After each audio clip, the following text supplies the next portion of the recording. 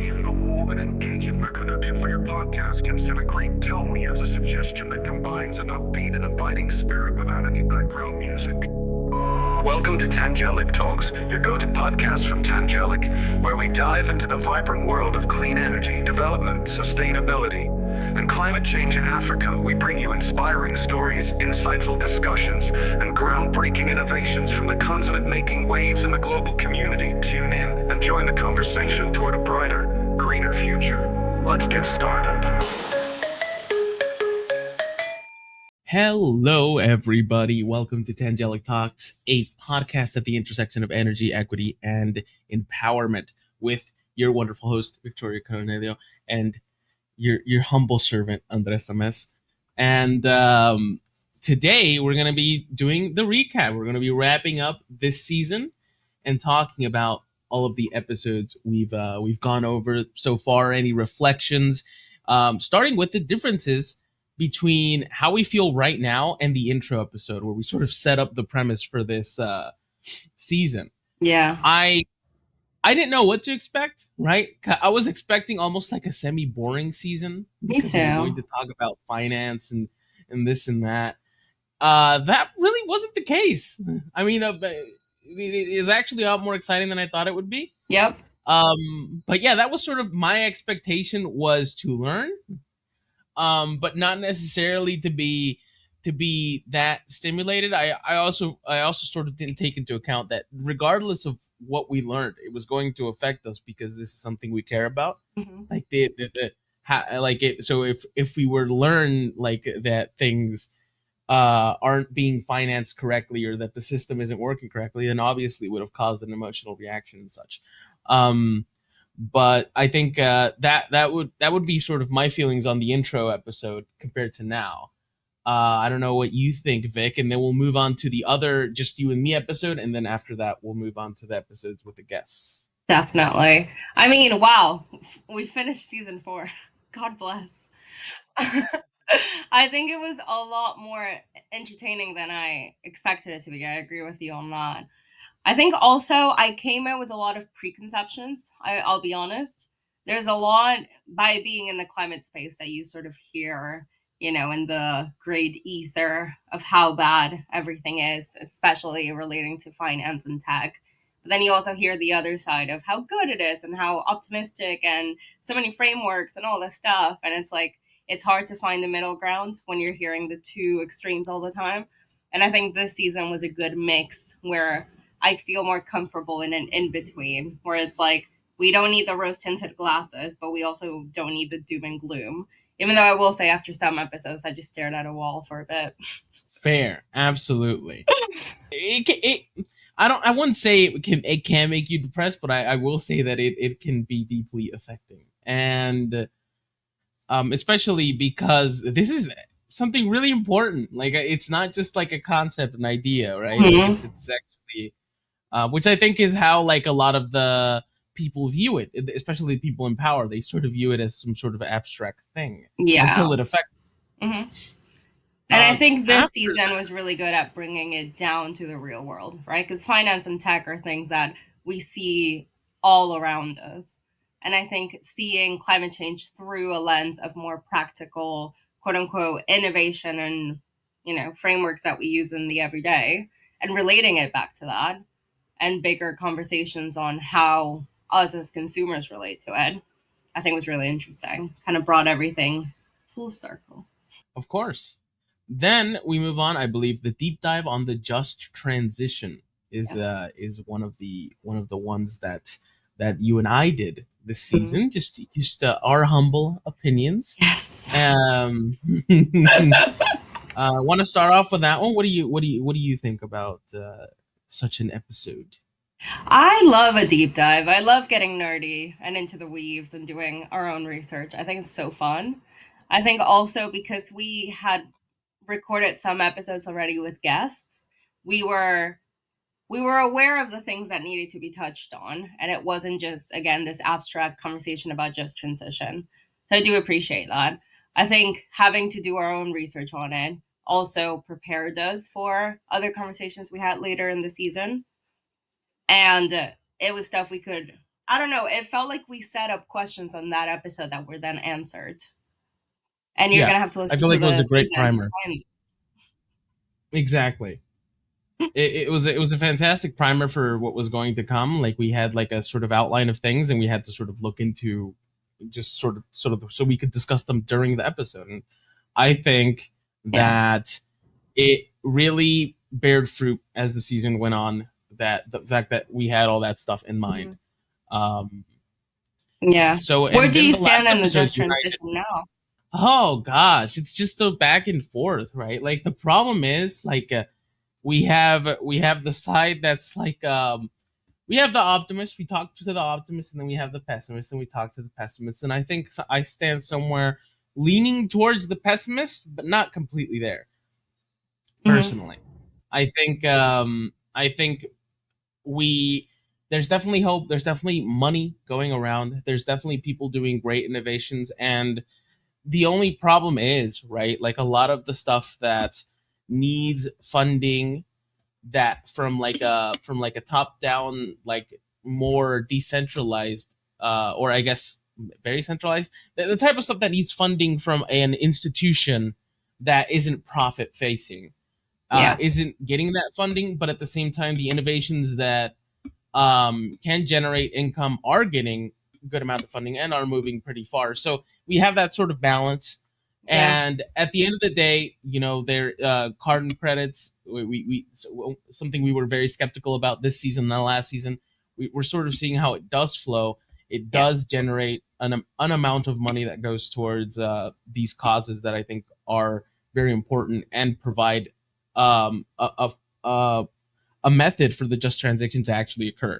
Yeah. I still think we're very far in the category that's most important, which is energy. Yeah. Like I think that's the critical thing. We're focusing on so many things. Like we could resolve this with like actually putting our heads down and saying, okay, we're going to make a certain amount of investment into wind, into solar farms and nuclear, and we would be having a good old dandy time, because that's exactly what China's doing, and soon they will be having a good old dandy time, at least when it comes to energy production. Yeah. Um, and we who don't stop yapping and yapping and yapping, like in the West, about being just and like being green and such, will do anything in our power to stop any like large scale transition and actual practical transitions into renewable energies, and so that's my opinion. Yeah. What about you? I mean, I've Where worked do you stand in now? the just transition conversation for a while. And I think one of the things this season shows is that it's impossible without, the right financing and the right tech. But also, and something I think we lacked a bit of in this season is the behavior change, right? I know it's not our fault and it's not individuals' faults. And maybe it's not our full responsibility to have to fix things, but when it comes to the just transition, it's not possible if people aren't engaged and involved in it. And I think one of the things that's missing some financing, I would say, is community engagement and actually getting people to understand why we're transitioning. How does the transition look like in practice for you? So, if you're just a regular person, how does it change your cooking habits, or how does it change how you get to work? Is there, I don't know, these projects have to come hand in hand with community engagement, but also you can't promise the community like, oh, we're going to do a 5-minute neighborhood, and then all they've got is like two rundown shops and petrol is off the roof. So yeah, the Yeah, tensions of the just transition are still a big talking point, but I I don't mean know. the I don't I understand where you're coming from, but I do think that a lot of the behavioral stuff would just be performative and not very effective. I think a lot Mm, of the behavioral stuff that needs to change is to get people to actually put pressure on governments, on corporations. That's, I think, the big behavioral thing that needs to be happening, sort of like what's happening now in the U.S. mm, Within like Missouri and such, against these gigantic data centers and such, right? yeah. It's like if it's not going to be positive, then don't do it at all. But we need more than that. We need people to actually get out there and say, hey, we actually just need we need cleaner energy now, we need this now, like this is something that needs to happen. And I think sadly this is something that only happens once the prices of prices go up for traditional means. Yeah, Um, definitely. We had a but couple guests talk about, like, for the consumer to ask for something, they need to be aware of it, and how the messaging around climate finance and green tech is being sort of distorted. So we'll get to that when we get to the episode breakdowns. yeah. And so, last but definitely not least, is the second episode we did, which would be the one about explain to a friend. Yeah. Which we both found our opportunities to yap about our respected passions. Mhm. I mostly talked about hydrogen Mhm. and nuclear and just the new technologies that are up and coming and how excited I was for it and how the silver lining to the new transition is these well not the silver lining to this situation we find ourselves in with the massive increase in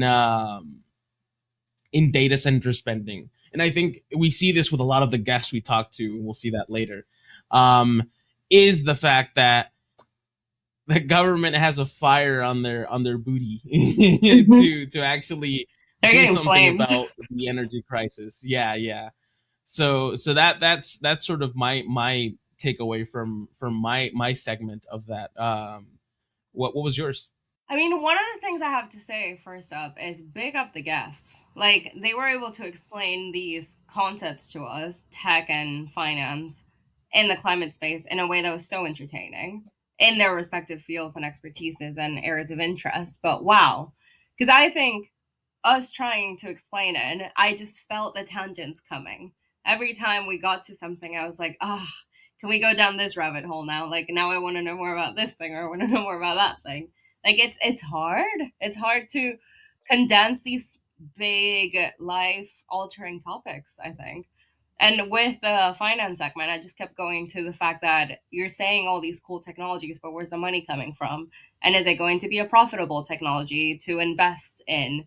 Why do we have to talk about investment? Why can't we talk about, this state of the world, like Jaden Smith? Like, I don't know. It's just one of those where it's like, it all sounds so fun, but if we don't have the resources to fund all these solutions we're talking about, similar to the just transition, we're not going to get very far. It's just not going to happen. Yeah, yeah. And if we don't have like this I think mental change away from the finance of it all, I understand the finance is important. We need to focus on the finance, but our mentality shouldn't be about the finance. No. Um, when it comes to the ends. Yeah, Um, defo. and I feel like a lot of the guests really were really accommodating to our Or blight. yeah, our plight, and just like, hey, can we go down this rabbit hole, please? Yep. And some of them will be like, look, I focus on the finance side. I'm not really gonna go too into detail because I wouldn't know exactly the details Yeah. on what happens once it actually gets funded, but some of them did oblige, and it was a very interesting conversation. Definitely. Yeah. And I think it's one of those where with the green space, if you think there is nothing we can do, then why are you even working in this space? You know what I mean? Like, all of us have some level of optimism. It's just a sobering conversation to know that things move a bit slower because of certain roadblocks that are out of your control. That's so we should start with the guests, I think, right? I think that's a good point to begin Yes. talking about the guests. So starting with I believe the episode on climate communication and fostering critical dialogue with Rachel Donald. The takeaway, I like your My takeaway gosh. from it, is just get angry. Get angry. I loved it. We were having a conversation with Rachel, and she just said it. It's on the episode. She just goes like, "Get angry. Why aren't you more angry?" And I was like, "Yeah. Yeah, let's rally." She gave us the stat about people who watch the Hunger Games are more likely to go out and do something because you're filled. Like, no one roots for the Empire in Star Wars, right? No one. So, like, get angry. The Empire is here. I don't know. I really liked it. I think it set us up, especially because I came into the season with my own biases. I was like, yeah, I am angry. Let's go. I loved it. Right? And I No, think it was also absolutely. just her being a journalist and super into this space from that more journalism is brutal, guys. It's rough. and having to uncover how rough things are with evidence and testimonies and things. I can't imagine, you know? Something that And requires like she, a real passion and fire. Yeah. exactly, exactly. And she's an investigative journalist. So for her, it's like months, maybe a year, years of her life looking at a subject and trying to figure out why is this happening? Like, what is so broken here? And again, this season showed us one of the things that might be broken, also why things aren't happening the way we would like them to. And it was a very interesting conversation to start with in a season that has so much power and politics involved in it. Yeah, absolutely. I think she was the perfect sort of primer for everything. She was wonderful. She was so wonderful. I love her so much. She's We incredible. appreciate you. Yeah. And I think it really was like one of those things where like she, well, a lot of people are like the mechanism, she's like the passion, right? And you need that because in her situation, like it's brutal. Nobody wants to cooperate with a journalist, especially if they're trying to uncover something, and they're trying to sniff something out. Yeah. If an investigative journalist comes to you to ask questions, You've and done you're something. like, yeah, you've done something. There's something they need from you. So Yeah, it but was. I think you put everything really well. So let's move on to episode 2, which is preparing the new workforce for the energy transitions with Stephen Short Oh or yeah. Stefan. I never know how to pronounce that. Uncle Stephen. He just felt so like family guy, you know? Yes.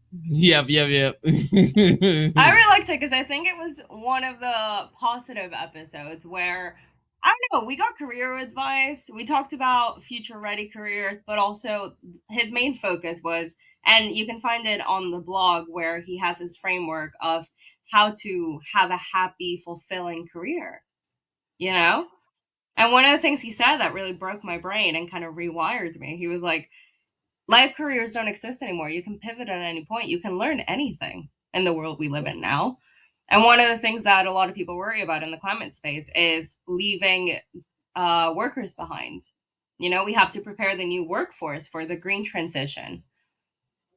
And maybe that's your passion. This is your time. You know, we have Well, a the old podcast. and the new workforce. Yeah, absolutely. Exactly. Um, it is a fascinating thing, and I do think like it sort of goes to show how different our perception of the workforce is now than it used to be, right? Definitely.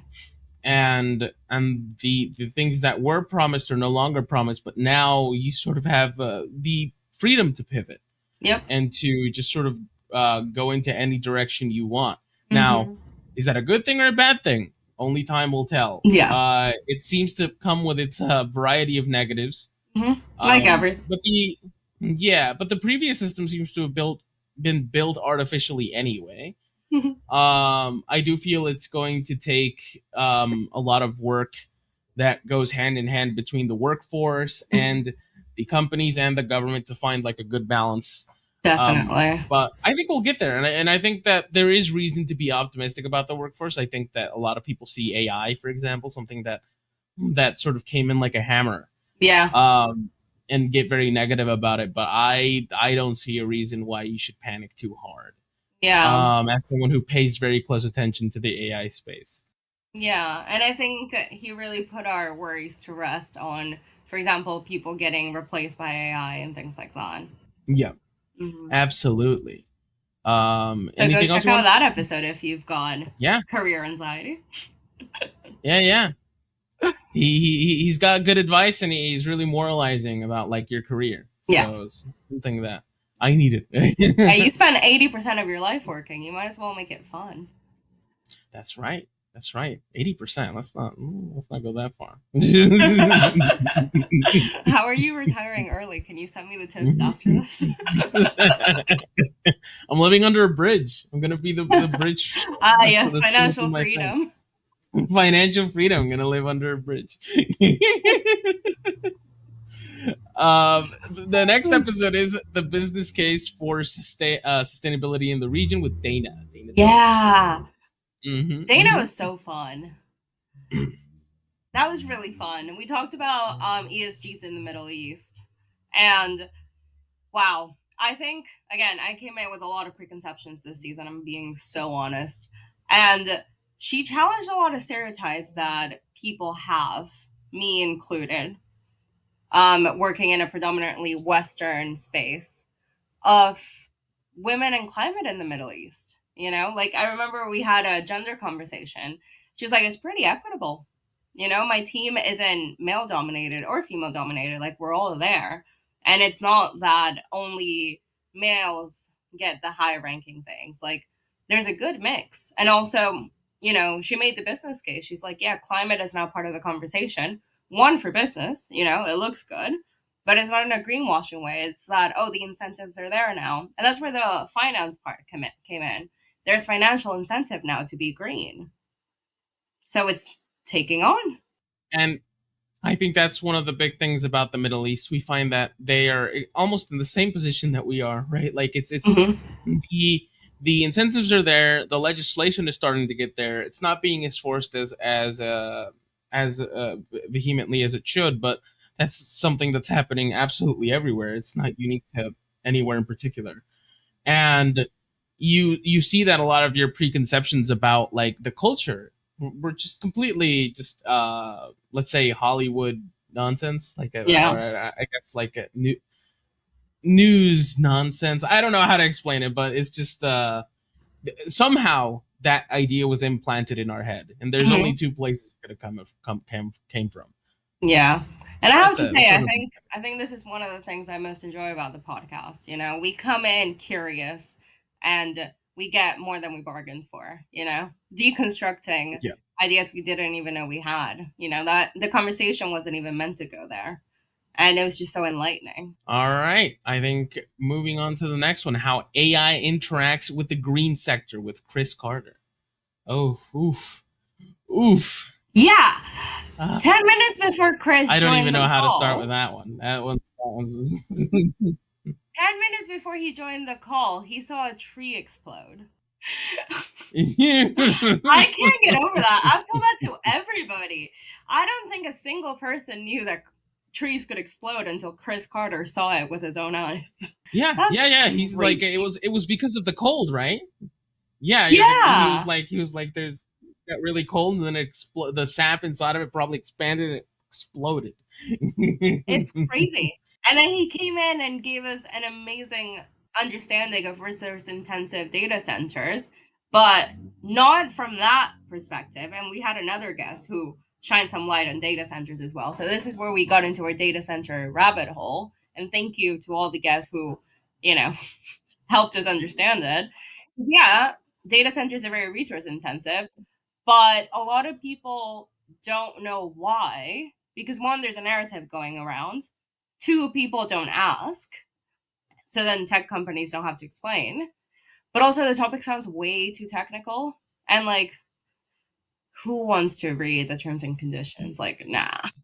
Nah. Have you seen Eddington, the movie with Pedro Pascal and Joaquin Phoenix? I haven't. No, no. I need to. Anything with Pedro Pascal and Joaquin Phoenix in it, I need to check out. Yeah, Dude, yeah. it's so good. It's so good. There's a scene in it, and I was thinking about it because he mentioned having a similar experience where someone was just mad about the data center, but they didn't know why they were mad. They were just like, this just sounds wrong. Like, this just feels wrong. And the topic is so technical, and the event that they were at was so jargon heavy that this person was just like, it just sounds bad. I just don't like it. Yeah. And then Chris had this conversation with them and I kind just of, find it explained it objectionable. in plain English. And they were like, oh, okay. I still don't love it, but I'm less scared now. Yeah, and I think people like him are doing like a are having a proper effect because Mhm. you will see now that people are way more informed. Like in the last couple of months, people have become sort of like way more focused on the topics of AI, right? That's Yeah. sort of Mhm. the episodes that is more important than ever, but also kind of more obsolete than ever. In the Yeah. current environment, like I said, with the what's going on in Missouri and Utah and just everywhere when it comes to data Mhm. centers, and I think that a lot of the objections are becoming way more clear. People are really starting to think about it because, like, one of the things that is going on in the US, for example, right now is it's not really an objection that much to the data center, although it is, because we have very clear data of what goes on in communities that get data centers now, right? And it's being shared more actively, but it's how shady and the tactics are to make those deals and how for example, when it came to like for Utah, it was the meeting was supposed to be public, and then as the people were like objecting, they were like, "You guys are so immature," and they went to a backroom meeting and then approved it, That's right? crazy. Yeah, yeah, and so Bringing like back shame. they've all been removed. Like I think the Good. mayor's gonna be gone. Like all of those representatives are gonna be gone. Like it's just Oh, completely cleaning house. The same thing is happening in Missouri. Um, this is the and power of so knowledge. yeah, the power of actually understanding what's going on and being like, okay, you're not going to work for us as an elected representative, get out. Yeah. um Mhm. Fantastic. I think Yeah. that's fantastic, and it's because of people like the guest that we had on this season that people Yeah. know now. Yeah. Definitely. Yeah. Because again, we were talking about very technical, that could have been very jargon heavy season. And I think everyone came in and sort of, I don't know, just explained it to us like humans. Like we were just sat at the pub, you know? Yeah, It's great. and not some of them, like a lot of them weren't even pessimists like we are. Like they were really positive, they were really on it. Yeah.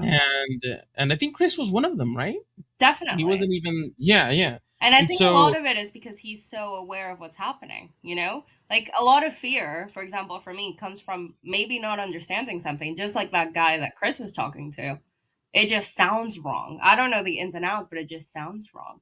And that was a lot of my worry fear this season. I was fear like, this comes from not understanding, but anger comes from understanding. That's exactly. And that's why Rachel's angry. yeah, and that's why I'm less afraid, but I'm more angry.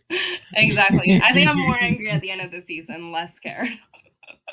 Yes, yeah. At the very least, I think that's a step forward. Maybe I don't know. I'm not 100% sure about that. I can go in either direction. Next episode is building and shaping organizations that addressed urgent environmental issues with Josh Dorff. Mhm. Josh was great. He was so He fun. was great. Another optimist, Yep. another sort of a tech accelerationist, another Mhm. person who really believes in the mission. Yep. Um, Big entrepreneur. and big entrepreneur. Very, his business is like something that I really respect. Yeah. I think it's While super still cool. being super real. He's a lazy environmentalist. Yeah, yeah, he's super real. Yeah. And that was a great conversation. It was a great conversation to have. Yep. I think with him is the spirit of entrepreneurs that is like, okay, if there's nothing to be done Mhm. by like getting upset or angry, I'm just gonna do Yeah.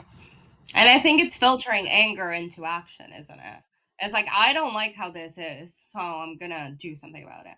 and so I think his motivation is in the right place. I don't agree with like all of the positive aspects of the way he views for example the entrepreneurship in America and such, but Mhm. I do respect the grind, and I do agree that big part of the solution is going to be people actually going out there and making solutions that are environmentally friendly, that are economically viable, like profitable. And so, Matt, yeah, that was a great episode to just sort of understand that perspective. Yeah, it was great. I think a lot of it is, I'm a big fan of adaptation. I don't think mitigation is possible in most cases, especially with how long bureaucratic processes take for things to get approved and done. So this adaptation idea that he has is just, I think it's what we should be focused on, right? If we're gonna survive this quote unquote crisis, then we gotta adapt. I didn't hear that last bit. You got cut out. I said adapt. That was the last thing I said. Am I still here? Oh, okay, okay. Good, good, good. Okay. Yes, so you're here. You've been like frozen for me, but I can hear you. So like it's but sometimes the audio goes away. Okay, Uh perfect. Good thing we have the yeah. local recordings. Because that you haven't frozen once Yes, for me. I can see you perfectly. very nice. Yeah. Let's see. I think moving on to sustainability, finance, and communities in tourism with Asdan. I And know we have to so book our Morocco trip.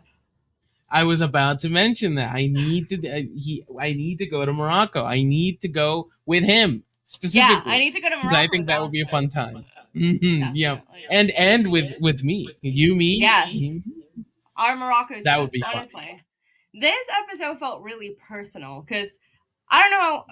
I don't know for you, but coming from a touristic destination that is also really big on green tourism and eco villages and all this stuff, I don't know. When you grow up in that environment, you're overly aware of it, and it's very easy to either disregard it or be very cynical because you've lived it. Thankfully, I come from a place where it's absolutely like enmeshed in both locals and tourists, so I didn't notice it as much. Ecotourism being an issue, and we had a conversation last season about ecotourism in Tanzania that was super, aligned with this one. This community focus in tourism without it being exploitative, which was the part I was worried about. Using people as the tourism. And no, because Asian's Moroccan and he's just showing you his Morocco. Absolutely, and it's I like love okay, that. from a Western perspective, you can say, "Oh, are you using people for the tourism?" But then on their side, they can say, "Well, we have people that want to be seen, right? And Mhm. we have people that want to go and see something, and that we have people that let's say a business, right? Like I think he was talking about like the different places in the community that he could go to, and the Yeah. people are like, this is good because it brings eyes to us and it's Mhm. not exploitative, right? Because you can take it too far, absolutely.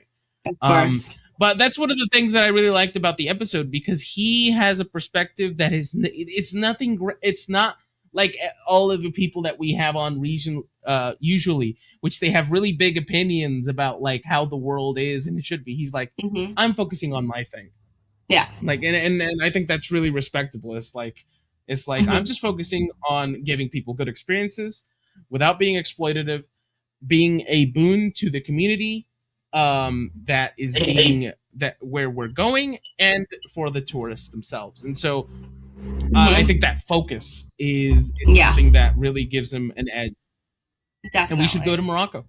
We should. I think it's also a microcosm of doing something so focused and so intentional that the benefits are felt right away, if you know what I mean. Because, for example, one of the pitches about tourism is that it's going to bring money to an area because the tourists have to eat and they have to do this and they're going to book your taxi services, like all these things, right? This is exactly what's happening, but you're also having a meal with the people that prepped it at their house, and you're getting to know the actual nature walks that Right, they do and it's without how littering, purposeful, right? taking your stuff with you. Like, I don't know, the experience just sounds, yeah, it sounds very circular. And I really, really appreciate that. Well, one of the things is a lot of the promises of that you just mentioned are given to you by companies that want to take you to a resort. Will you just be like close in, which I do like that personally. But I'm not a Yeah. person that's attracted by those promises. I want to when I want to go on vacation, I want to go to a resort and not see anyone. But Yeah. if I were to take a trip to see the culture, I would definitely put book with someone like Asdan, because where I'm going is very laser focused. Like it's not like a false Yep. promise. He has everything planned. We're going here. We're going here. We're going here. It's all tailored to the local communities. You are staying in a very decentralized. It's not a big chain. It is some you are staying somewhere where you're going to be a member of the community, or at least like a part of it for a moment, right? And you're going to visit Yep. businesses that are a part of the community. So it's real. That's the important part here. It's actually that promise, but real. Yeah. And I think No, it was awesome. I loved it. that's it for episode 7 or 8. Episode the next episode is Big Tech and Financing Destruction with Holly Elfheim. Love Holly. That was a crazy episode. This is one of the episodes I had to go stare into a wall.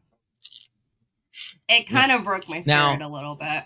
I always knew, in my heart of hearts, I've always despised Microsoft. But I've always thought Bill Gates is evil, and I've always thought Microsoft is one of the the banes of my existence. Like they're my arch nemesis or something like that.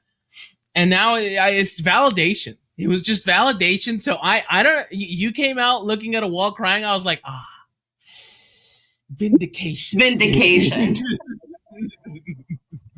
Nah, I was looking at a wall staring off into space. This was rough. And for anyone that hasn't caught that episode yet, basically, Holly told us about... Also, I was worried about her, because I don't think you're allowed to say any of this.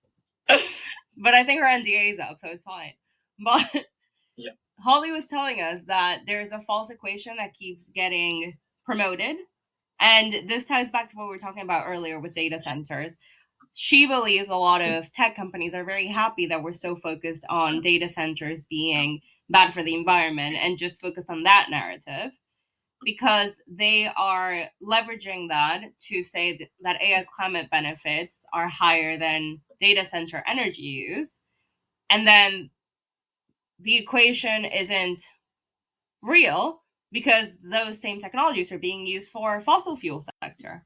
So the same way that we're growing green technology, let's say, it's also being used in fossil fuels, which is counterproductive, to say the least. It was a wake-up moment for you. I remember your reaction to it during the episode, and it did psychic damage. Yeah, it did proper psychic damage, and I think it did psychic damage to me too, because even someone who's as hyper focused on being an AI hater, I completely would just... There's so many things that I dislike about AI data centers. I don't really dislike AI as a concept or as a technology, but about AI data centers that I already find objectionable, and just adding the fact that it's one promise, the one job people say it does for good, is actually outweighed by it doing the exact same thing in the opposite direction. Yep. And Holly started this campaign called Enabled Emissions. And when she explained what they are, I got even angrier, because enabled emissions are emissions that wouldn't have happened if we didn't have this tech. So we have to enable it in order to use this tech. There's also, I'm getting angry again. It was a rude awakening for sure. Especially because she led the sustainability department at Microsoft. We got to get like an insider's perspective on how these companies sort of treat it, and how at sometimes these companies become very enthused with the idea of everything being green, and sometimes when they get excited about literally anything, they'll just completely forget about the sustainability. And even though the department exists, the actual proper funding and enablement and integration just becomes completely lacking. And I remember mentioning it to her during the episode, but I think she left at the exact right time, because right now the tech industry, Silicon Valley as a whole, is just a hostage situation with the people that work there. It's just a sad case, and it's something that is going to require government intervention in the tech sector. If not, things are going to get really weird and really sad. Again, I think it was a really good case study of corporate greed and greenwashing, which we've talked about in past episodes, sort of around the subject, and not having insider knowledge. So Holly was really useful in helping us. But also, again, she's someone that turned her anger into action with Enabled Emissions campaign. So definitely check that out on the blog and support if you can. Yeah, and she's someone who can make the change, because she's super driven, and she's very smart, and she's got it. She's got it. Moving on to fossil fuels with Patrick Galey. He was angry, and so was I. We had 2 back-to-back episodes where I had to stare into a wall, guys, because Patrick's also a journalist, and he's just as angry as Rachel. because he's also aware of all the fossil fuels shenanigans happening behind the scenes. And he was really good at connecting it to the real world. So one of the things I was saying earlier is this season really brought it back down to earth. One of the things we're all worried about is the cost of living crisis. And if you are mad about your energy bills, you're going to be even angrier when I tell you what Patrick told us, that some companies would rather sell energy at $80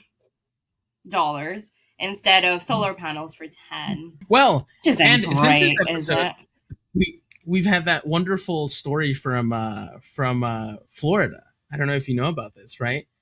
Where the energy Yeah. company decided that it's going to stop serving the several tens of thousands of people that it was serving because they can charge more to data centers, and so these people are left without literally not only the company decided it was better to not make money than to sell to them. Mm-hmm. And it's just like the absurdity of the cost of living crisis is 100% It's connected rough out to here. everything else that's happening right now. And it's absolutely connected to the climate crisis in a very intimate way. What's wrong? What's going on? There is so much to be angry about when it comes to fossil fuels, energy, and how they do everything in their power to stop us from seeing that connection Yep. between the climate crisis, the energy crisis, the cost of living crisis, and how it all just connects together seamlessly, beautifully seamlessly, and it's infuriating. Perfectly. Mhm. And also, I was very happy because Patrick validates my cop hate. Let's be honest. Right? We Yeah. don't hate COP, and we shouldn't dismiss COP, the Conference of the Parties, because it's the one time a year where climate change is in the international agenda and everyone gets to chat about it. But something important that Patrick said is we're 10 years away from the Paris Agreement and emissions are still rising. So what are we actually doing? You know, and I've banged on before about the loss and damage fund and adaptation funding. You know, we're $7 trillion off for adaptation. I Financing I it. I would even go even further than you, Vic. I have every intention to dismiss COP as a source of anything of value. Um, and one of the things that we saw in this season is that there is finance moving. It is moving. It's Yep. moving, but the problem is it's moving in places we can't see, and that's what was the great part of speaking to the journalists this season and a couple last season, Mhm. where they're like, okay, yes, you know, like in the big screen we don't see any movement, but outside of COP, there there is there are people that care, both in the government, out of government, in international bodies that are trying to get stuff done. And yes, those people are invited to COP, but it's not really like COP has particularly enabled anything of great, you know, that does anything. Really, in my opinion. It's rough.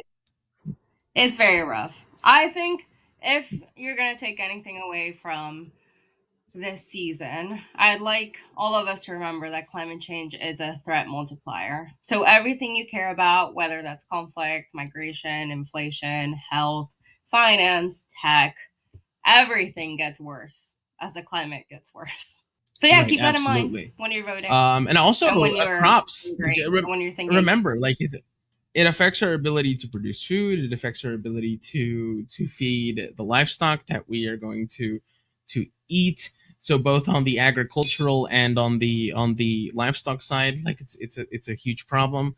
Like we just have to keep this in mind. And we also have to remember that at the end of the day, right? Like you don't have to be completely anti fossil fuels. Like you can always consider fossil fuels as economic power while having your energy run completely separate from it, right? Yeah. Because at the end of the day, they are just stores of energy that are very convenient, and I think that's the big problem with them, and what could be the big benefit of them. Definitely. Yeah. Moving on, I And that's guess. why it's called a You don't transition. have any more to say? Slowly. Yes. Yeah, yeah. And at the end of the day, fossil fuels are going to continue to exist. Now, we can leave them in the ground. We can use them for this or that. I don't know, but At we'll least definitely lower get our to that reliance. once we've transitioned. Exactly, or no reliance, at least in energy, in the Yeah, energy department. exactly. From That would medical be to awesome. climate, insights on the health sector with Aya. Great episode.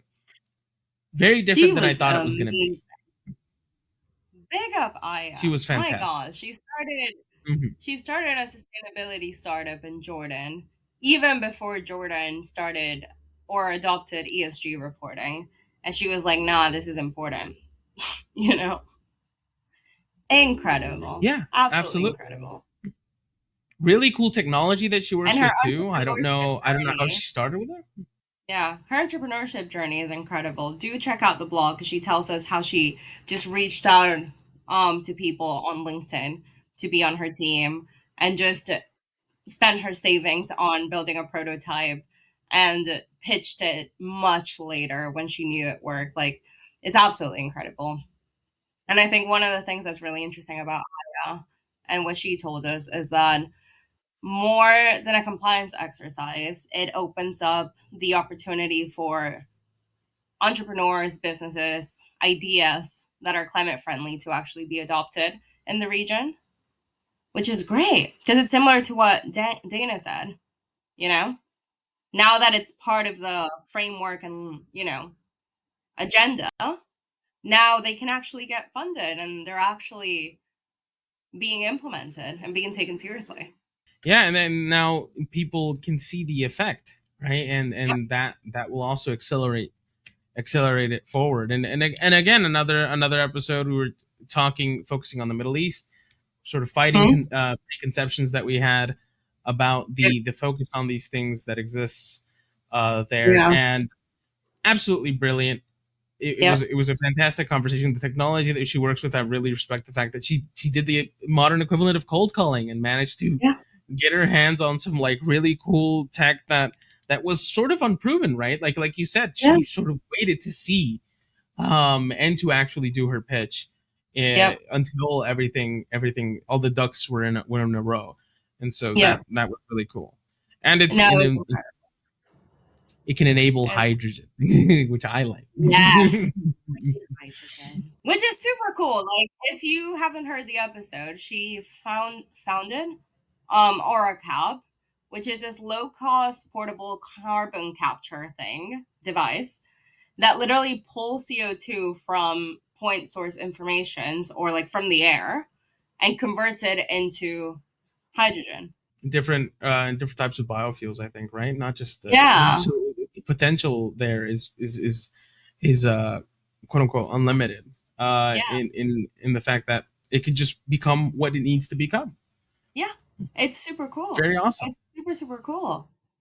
Yeah. And there's no water consumption and no water waste. Right. There was no water waste. I forgot about that.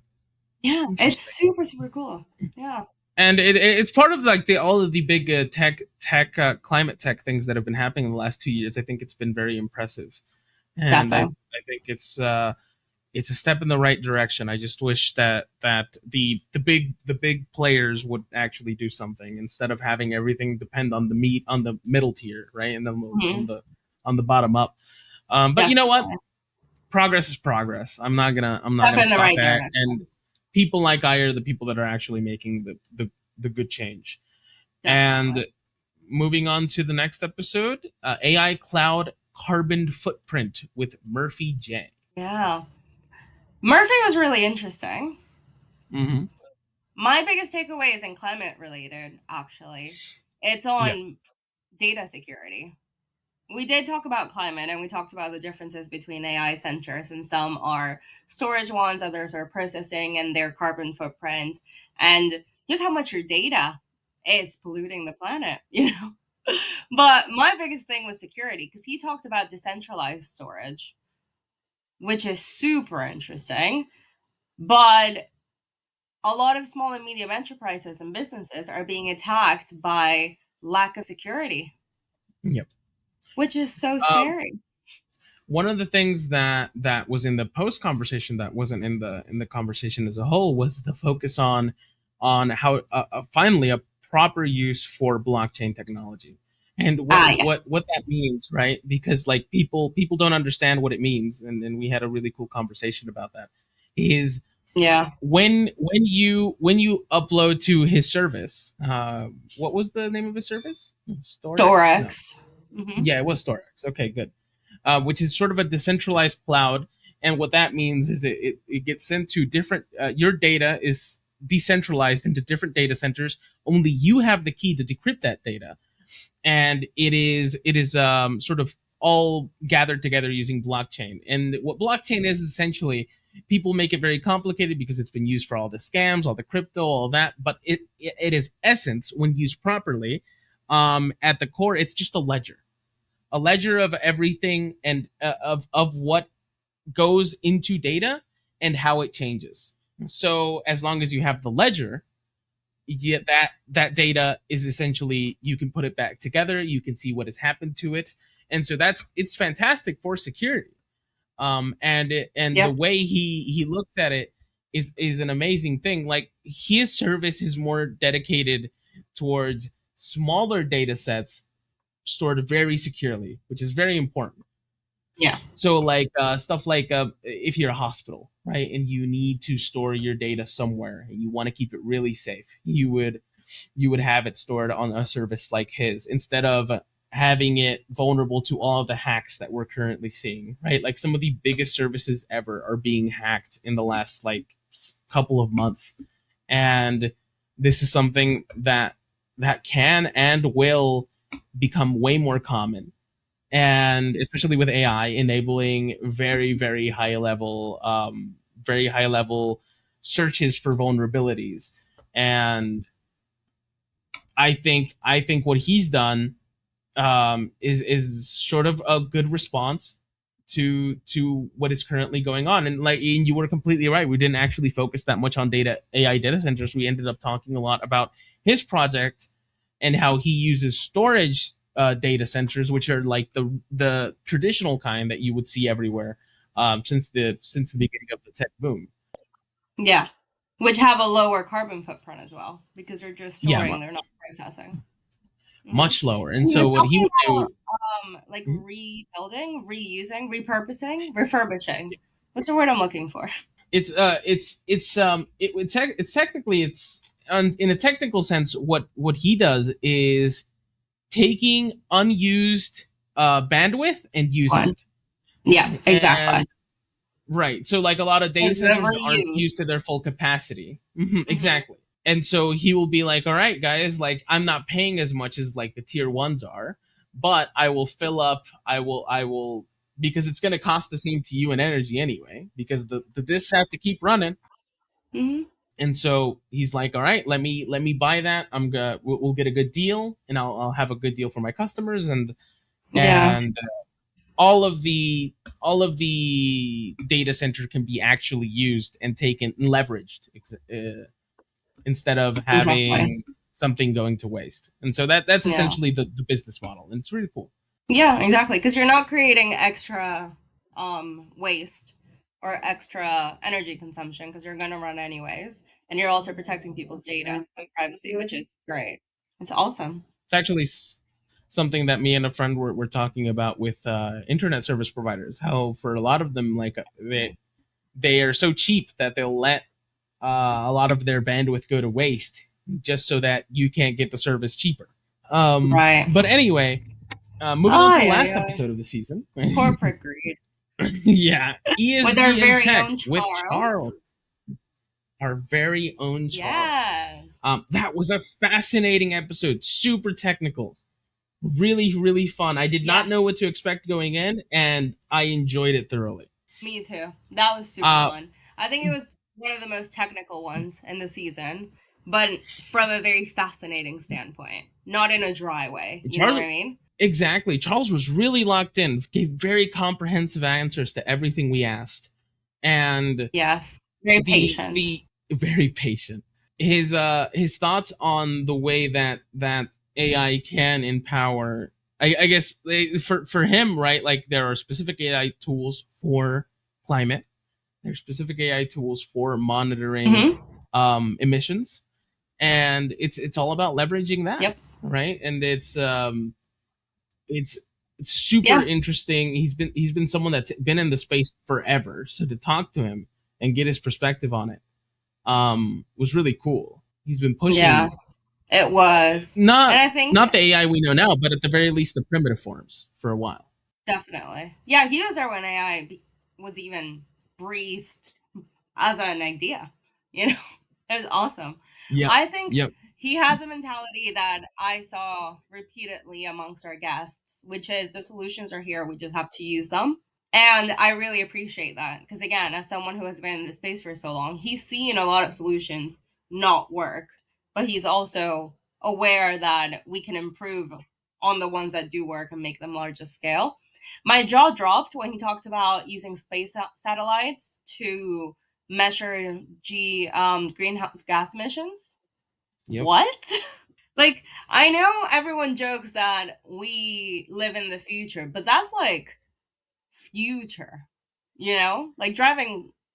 I don't know. That was The crazy way he from explains it, space. how they do it, like just yeah, and how they like see the differentiate between this and this, and we use AI to like calculate like that's sci-fi stuff. I don't know about It's that. That's weird, but literally that it's is cool. sci-fi.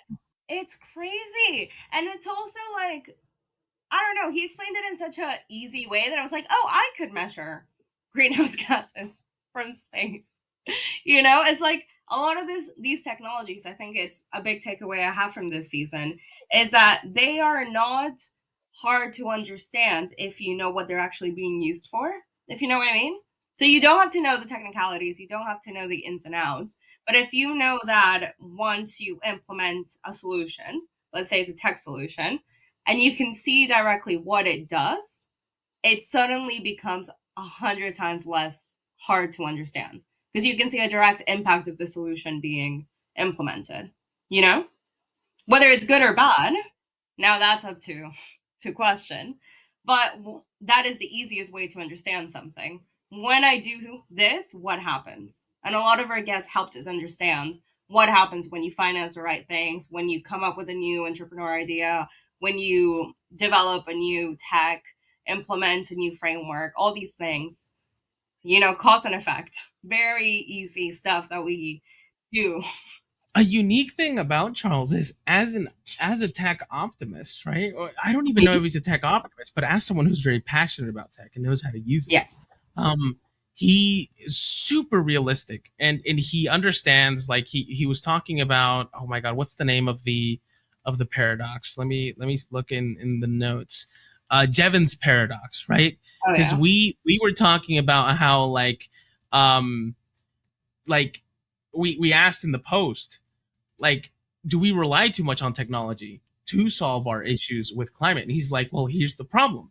One of the big problems is the Jevons paradox, which is something I knew, I just didn't know the name. Yeah. Just as energy becomes more efficient, we consume more of it. As every time we get these jumps, and it's like it's more efficient, it's greener, it's this, we end up using more of it. And I think we usually ends up being corporations, but it is also Mhm. normal, especially using those services, right? Because at the end of the day, we're the ones using like Chat GPT or whatever. Now, whether how much of that needle we're moving compared to business ventures, I don't know, but we are using it. And Yeah. so, it's one of those things where like you have to think about everything in a balanced way. Hmm. Yeah, definitely. It was such an enlightening season, I must say.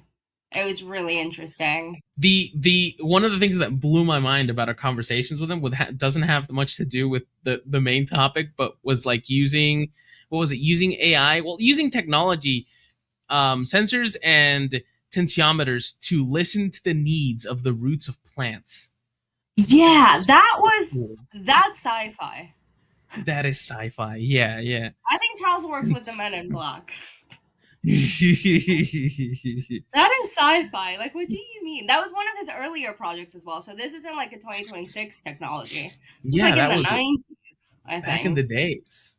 And it's like, what?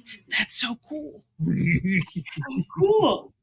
Honestly. But again, I think it's one of those things where it's like, once a technology becomes approved and accepted, it stops being talked about as futuristic. It's just like the way we do things, you know? AI isn't this futuristic thing anymore. It's just like the thing we do now and the thing that's part of it. And I think to an extent, the more people become aware and comfortable with technologies and finance frameworks, the easiest is going to be for us to demand better ones. Yes, absolutely. And so we just got to learn. We just got to learn, which is why I Yeah. feel like this podcast is it's really good that the podcast is very focused on trying to get normal people to watch as much as it is focused on the industry itself. Yep. Because people need to know. But that would be the last episode of the season, Vic. That That was it. crazy. What a great season. Gosh, I was blown. Blown. I loved it. This was so fun, honestly. Yeah, And this thank was you to all the a full guests. season. Thank you so much Some to the guests amazing for your guests. patience and for your excitement. Everyone came in with the energy. Whether they were mad or excited, everyone brought the energy. It was such engaging conversations. Thanks for explaining it to us in a way that was accessible because you're all experts in your field. So thank you for having a normal conversation with us. That was really Right. nice. I'm really glad that a lot of the guests ended up being like, I didn't know what to expect. I like, you know, but this ended up being a really good free flowing conversation, which I think says a lot about the Definitely. way the everything flows. And I think yeah, I'm super happy with how the season turned out. Me too. So if you missed any of the episodes, check out Tangelic Talks on YouTube, Spotify, Apple Music, so on and so forth. You can check out the blogs for extra resources and to learn more about our guests on tangeliclife.org/Tangelic Talks.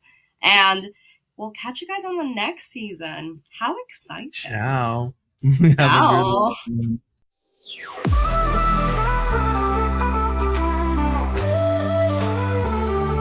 Let's talk power, let's talk change. From rural lights to brighter days. Equity rising, voices strong. We're building tomorrow where we all belong. Tangelic Talks, energy, equity, pride. Empowering the world, side by side. A spark becomes a fire, a vision that's true. Together we rise, it starts with you.